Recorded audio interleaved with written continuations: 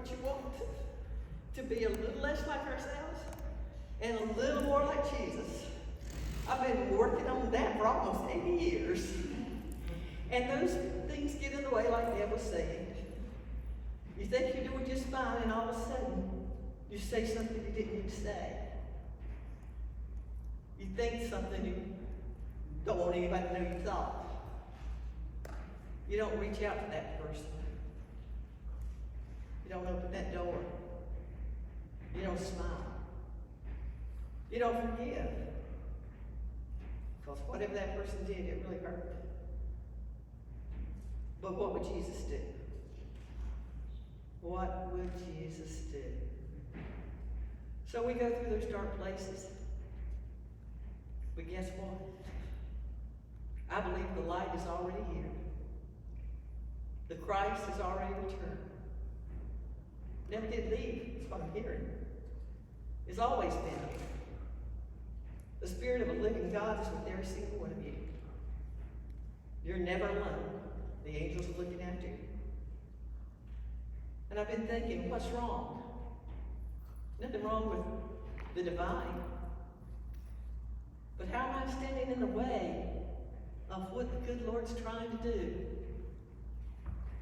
to help this world? And I'm just going to talk whatever's coming in. To help save this place, to help save this world.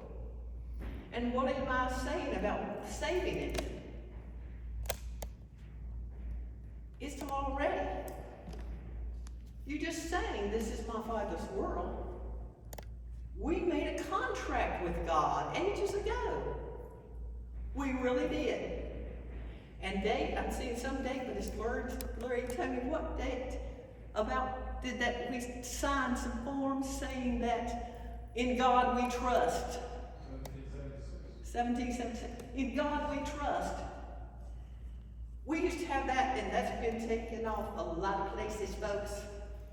We broke that. We don't do that. We don't even think about it. I remember seeing that as a little girl on coins and on money. And that's in the process, or has been in the process of removing those words. And even learning about God, it's like we used to in school. And I don't know where I'm going to all those places. But we've decided we didn't need God in this world because everything you want is out there. But guess what? Everything you want is in here. And I feel like what's coming up for me is okay, thank you. As Bhagavan would say, you've already arrived. You're already there. I never really listened to him with that. But what's happening? My faith. Faith in God can move a mighty mountain. Faith in God can cause the blind to see. Faith in God can take a dry place and make it look like there's fountains flowing in it. With faith, all things are possible. All things are possible. Do you believe that? And I've seen people raised from the dead, not just Lazarus. Many people nowadays are beginning to be said they're dead, gone. Even Tony was told twice that different times that I would never make it through the night. But God helped me make it through the night. I made it. And we're here to begin to find that truth that will set us free. And what is that truth that will set you free?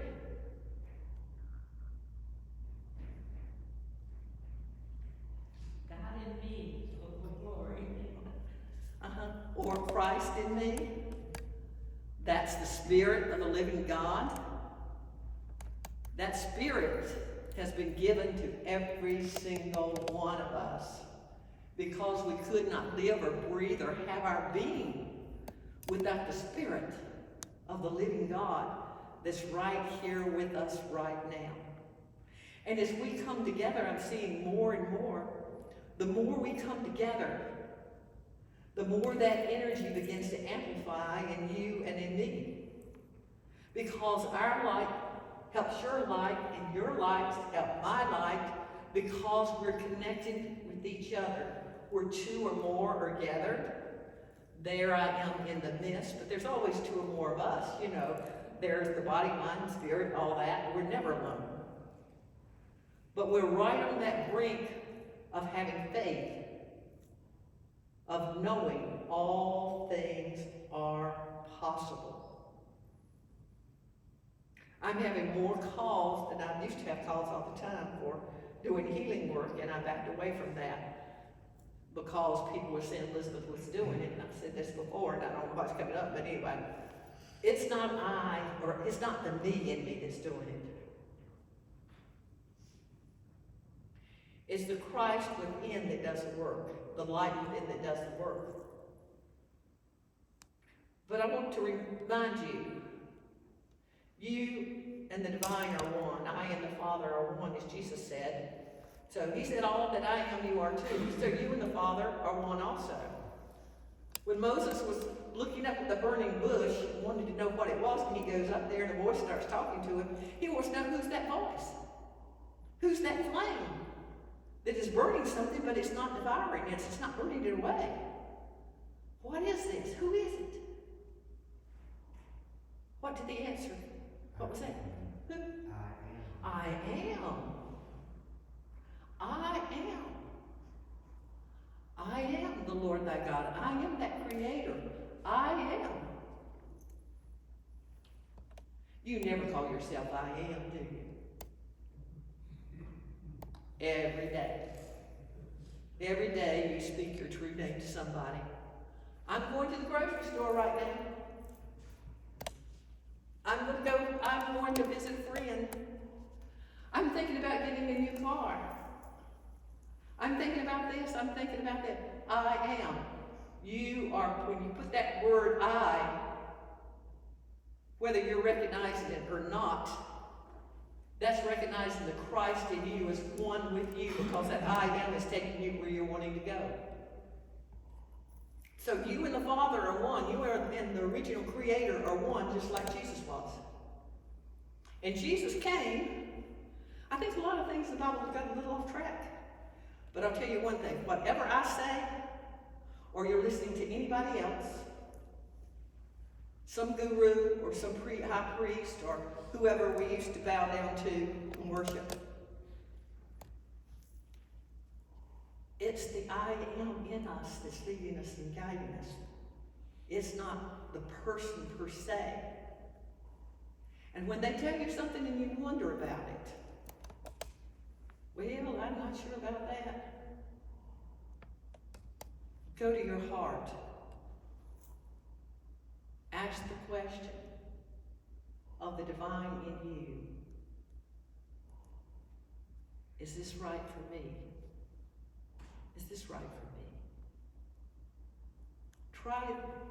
What's coming up for me is try the spirits to see if they are of God. Is it a spirit of truth? Or is it a spirit that's trying to manipulate you, to control you, to overpower you, to lead you in a wrong direction? What's the spirit? We're all spirits. So what is that spirit that's speaking to you? Where is that person coming from?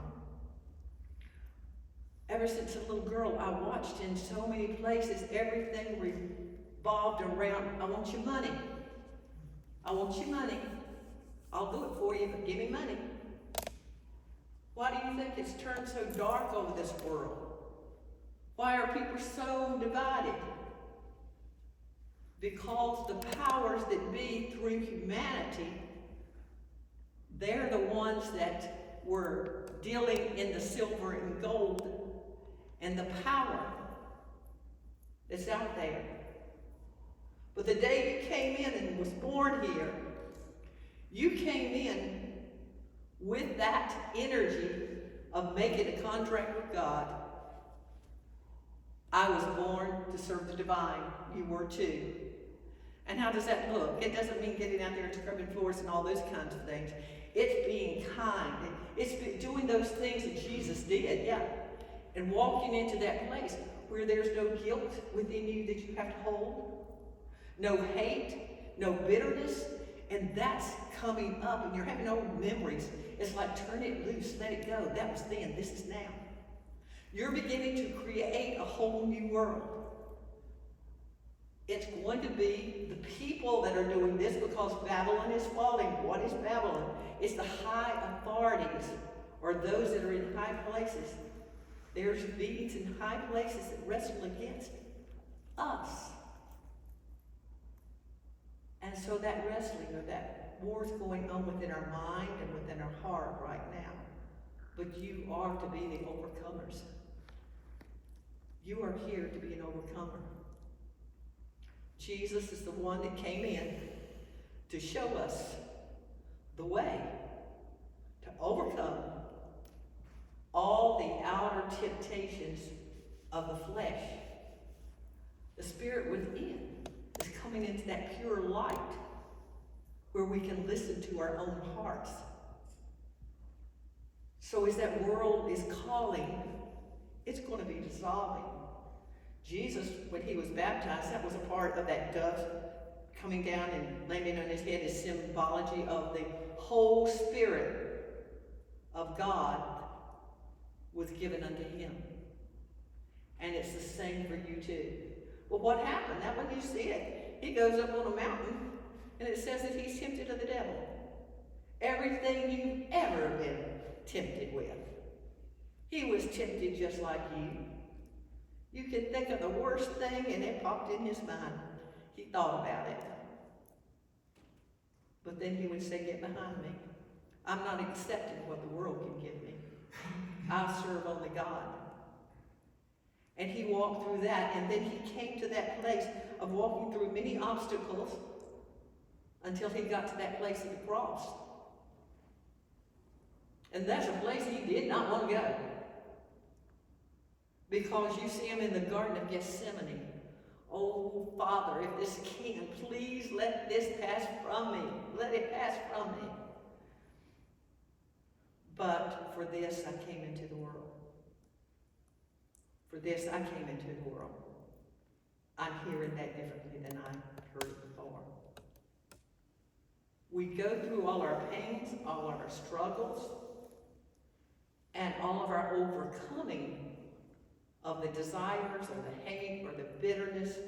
And then you see Jesus on the cross and he was saying, please let it pass. The flesh does not want to let go. The flesh wants to be eternal. And it wants to be eternal because it loves the food. It loves different things in this world. It loves the pleasure of the body that it can receive. And it doesn't want to die. But of course, we all, eventually, we leave this body. But Jesus Christ wanted to show us that there's a different way.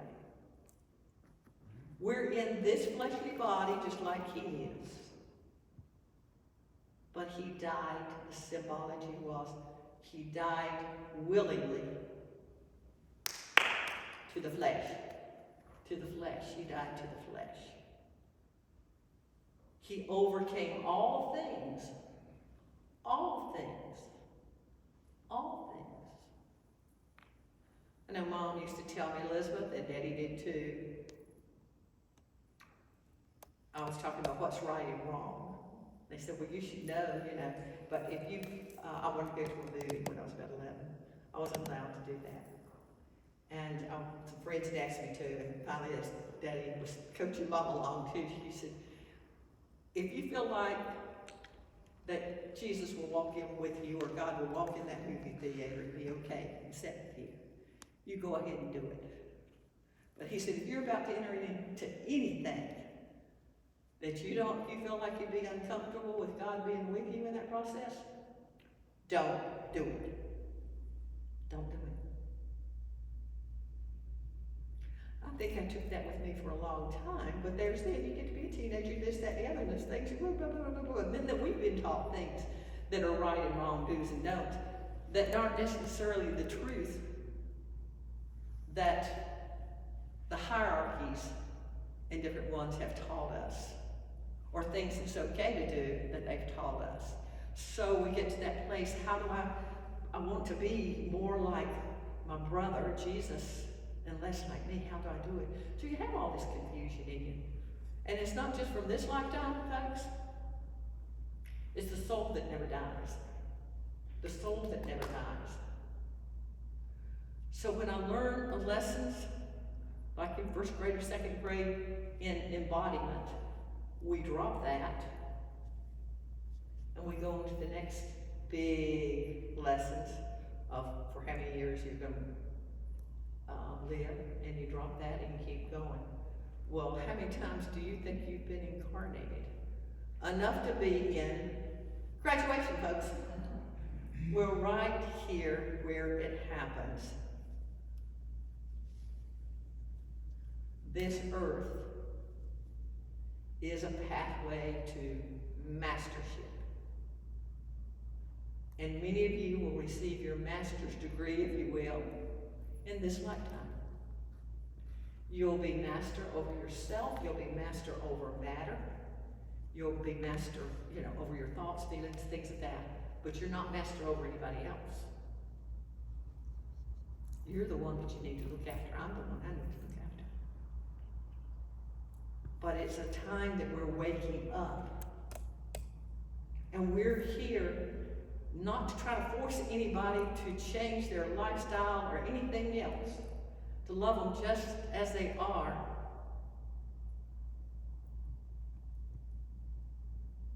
But I guess it's like Jesus.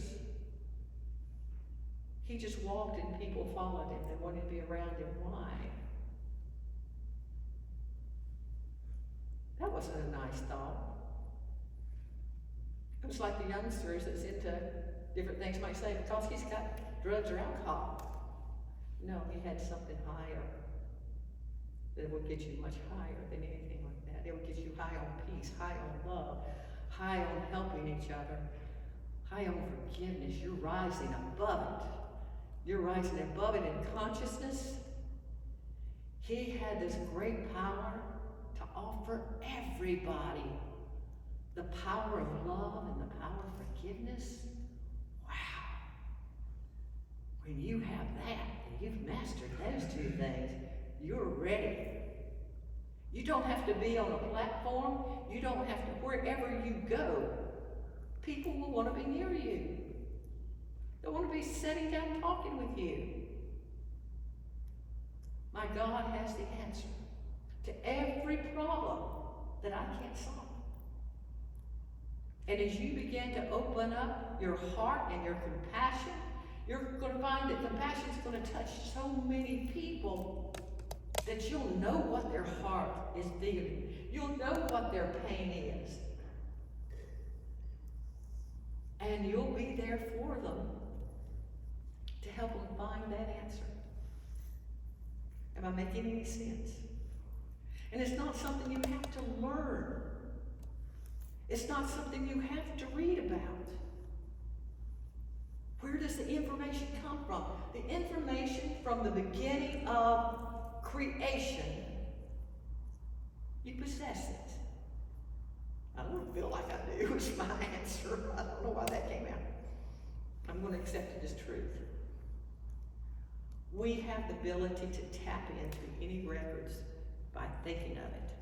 You think that the AI, you think that the computers are the greatest thing out there. So many people do it. And that's the one that's working against you, whether you know or not. Telling you I have the answers. Don't remember anything. When I was young, I would hear your voice. I knew it just like that over the phone. I knew your phone number. If I ever put it down once, I had the phone number. I had the face. I had all this. But when you stop thinking of numbers and you have them, well, I'm going to call my husband. And what's his phone number? I do know his. That's about it. But it's right there on the computer, on your phone, and you do it. You're losing the memory banks you have in here, whether you know it or not. Every time we're looking and searching, We are creative beings. We have the power to remember, like computers are doing that. But what's happening is we're coming to the place of connecting to any answer we want from in here, from the heart. That's how all things were made. If someone had an idea, they went to their heart, and mind was interacting with heart, taking the instructions to bring it into form. Now, we're in the mind, and for ages, we cut up the real truth of what we know. Your intuition is going to begin to open up the more you clear out negativity. Your ability to lay hands on the sick, as Jesus said, and they shall recover. All these things. He wasn't just talking to the walls. He was laying a foundation and leaving behind mysteries or words that you can comprehend and begin to work on yourself. Not only that, there's so many things that are now that are hidden. That's what's happening. The things that are hidden are being revealed. That's about people. Watch out, if there's something you don't want anybody to know, it's out there. They know about it probably already. But information gets around. People talk and all that. But look at all the things they're finding all over the world of ancient writings. And it's biblical stuff, it's ancient stuff that you were not supposed to know about. They were not hidden because you were not supposed to know about it. They were hidden in different places, in jars, in caves, and everything, knowing that one day someone would find the truth. And that when people begin to find the truth of what happened in eons gone by, that itself will help you be free from your mind and your thinking of everything I've learned, everything somebody's told me. I didn't go to college. I went to the best colleges, so I know all of that. I've read all the best books, all those kind of things. Those things will kind of crumble because it won't coincide with what's happening in your heart when you hear things from thousands and maybe millions of years ago. This is why it's the Bible. In some places they left things in, not thinking it would really get you to wake up. But you'll know the truth, and the truth will set you free. And if you can't come upon some writings, ancient writings or something, just to trigger you, that's what it's to do, to trigger you. Is this true or is this false? You feel it's false, let it go. But keep following your heart. Keep following that divine in you. Because you're going to know that truth and it's going to set you free. That's where you are right now. You don't have to worry about those things in the world. When you have faith that all things are working for your highest good, it begins to happen. When the faith is real. When you see miracles, that's why I believe more miracles are going to start happening. Because the more we see miracles, the more you believe in miracles. The more you see manifestation and in things you think you need. But there's things we need to do and clear out to get to that place, but we'll get to that place. Well, hey, somebody says, I don't have enough money. I don't know what to do. Be grateful for what you have. I know when I lived in a little 10 by 52 trailer with somebody else and my two boys, money would get really tight. But I would write the bills with gratitude and put in where it said what it's for. Gratitude. Gratitude, this month I can pay the light bill.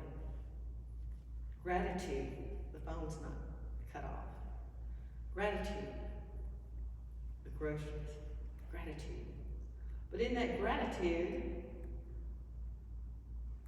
the thing that my parents gave me also is to give. Now, the thing with that, I did not agree. It's what I heard in the churches. You give and you receive. From a little girl, I knew that's a bunch of. My God doesn't work that way. I don't have to get brownie points for it. If I'm doing it to get, I want to give something to you, but I'm expecting something back from you, or I'm expecting somebody else to give something to me. If that's the way I'm operating in my own heart, you just might as well forget it. It's, I would give because I wanted to give. Give a portion of whatever I had. Even when I just had a little to barely get by, my heart said I was going to give something. I was taught to give 10%. I wanted to get to the place I could give 80 or 90% of what I made in a week or so. That thought ran through my mind.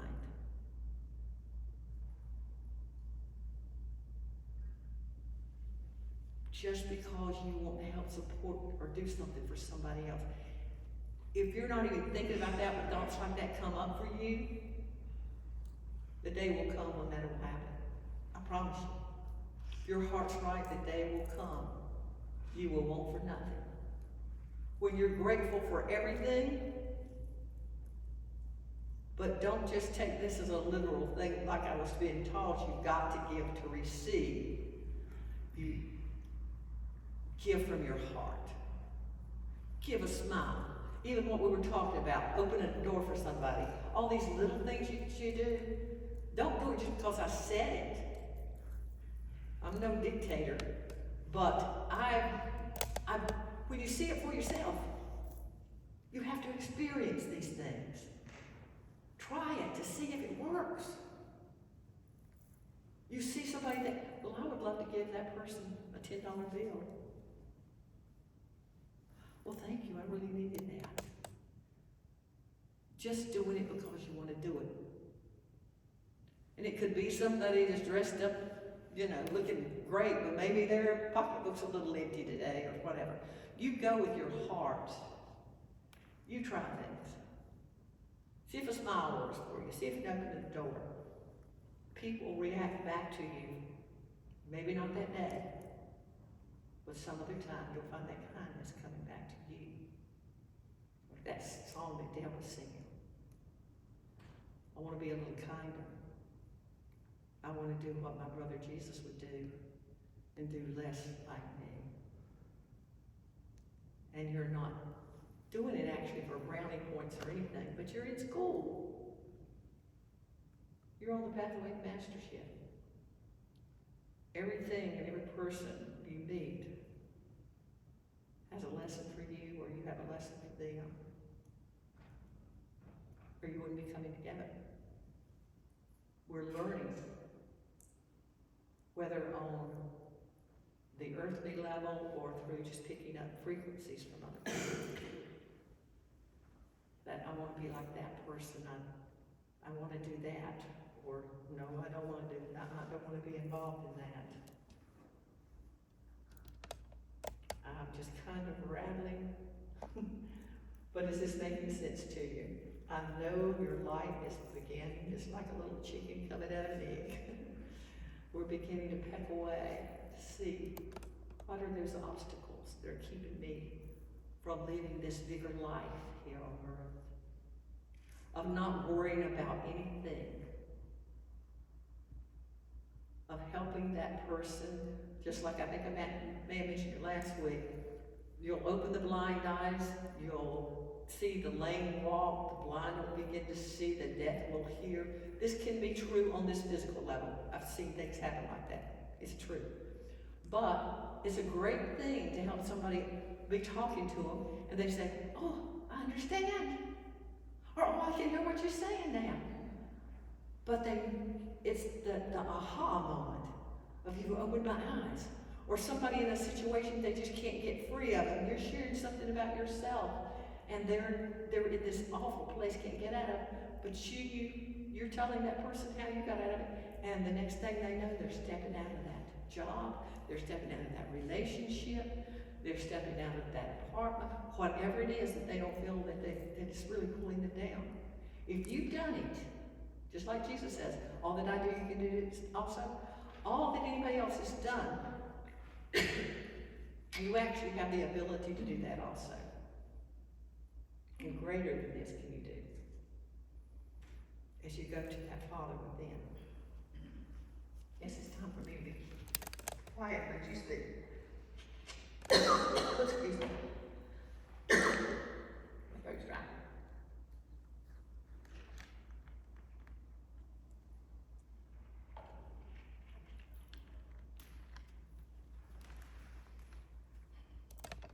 Is there something someone wants to share with us?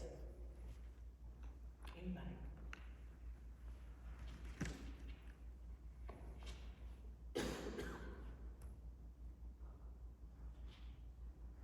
Okay. There's somebody out being stopped right now. I don't have a call.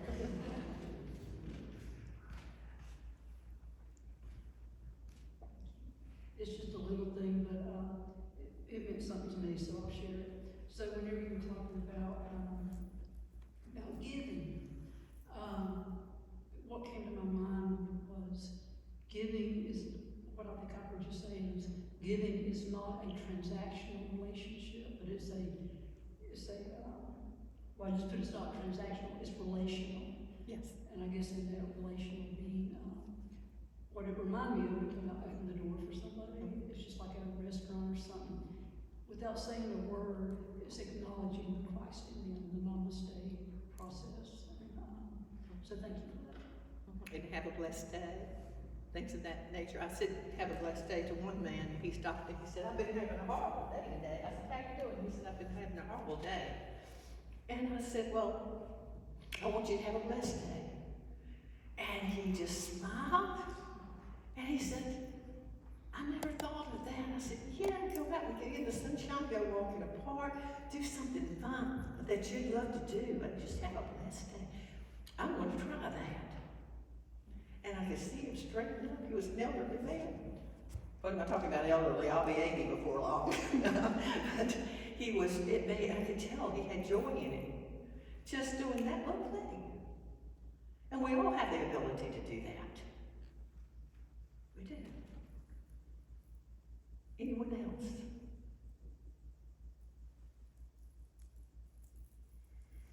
I hope I wasn't just talking to the walls. On earth come down. But Dad, there's another song you have, I believe.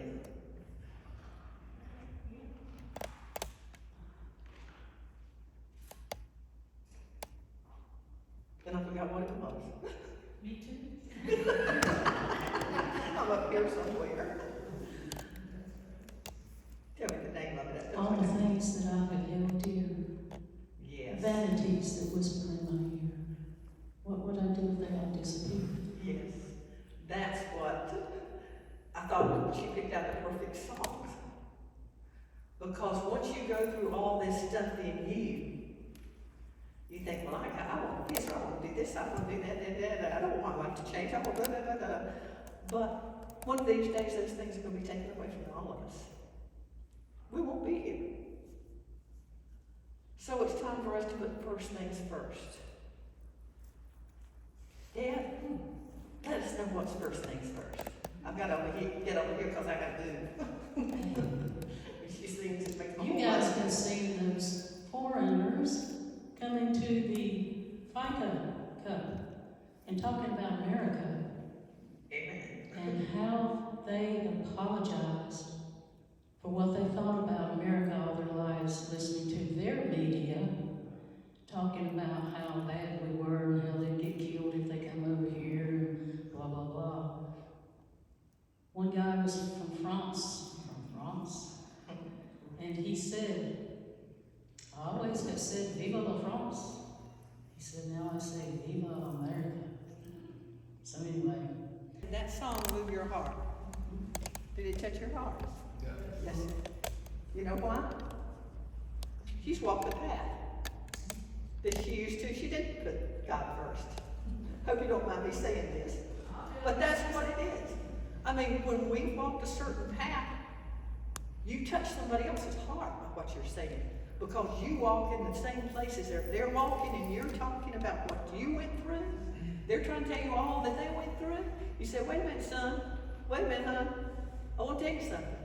This is how I lived. And there's no way, without the help of God, this little girl that lived on 1307 English Street, born in that long house, could have done the things that she did and make it through her world up to this point without having someone else, something in me, leading in me and guiding me. I shouldn't be, really. I didn't live in a good neighborhood. We didn't have money. I didn't have a mother by the time I was 11, she died. 17, my daddy died. I had all this stuff out there calling. But something inside of me, my binge drank, my friend smoked, and all this kind of stuff. Listen, what's wrong with you? Try.